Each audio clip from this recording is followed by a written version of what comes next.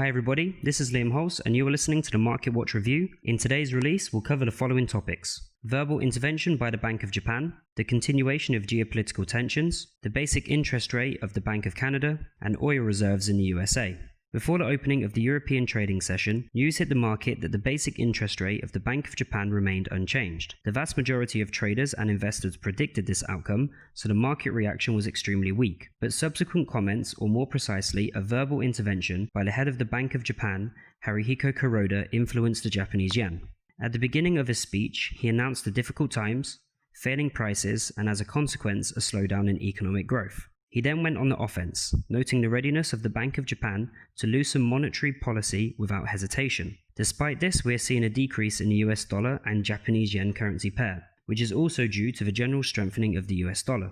Now let's move on to geopolitics and the hype in the stock markets. I'll start with the emergence of successful trials of the Monderia vaccine, which is supporting the European and US dollar stock markets, thereby helping to weaken the US dollar.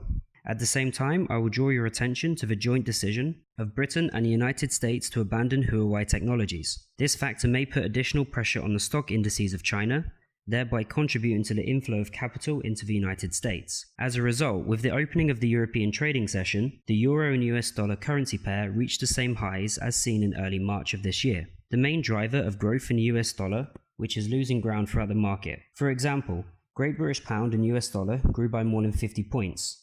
Only slightly lagging behind the main currency pairs US dollar and euro. Moving to the American trading session, I highlight the upcoming announcement of the Bank of Canada's basic interest rate decision. No changes are expected, so all attention will be focused on comments after the decision. Any hint of further easing of monetary policy will help weaken the Canadian dollar.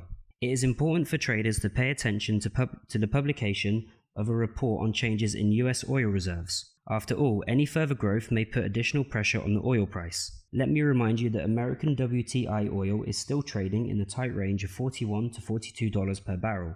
A significant reduction in stocks may provide the necessary support for the black gold. That's all from me. Closely monitor the news background and be prepared for all the surprises of the market.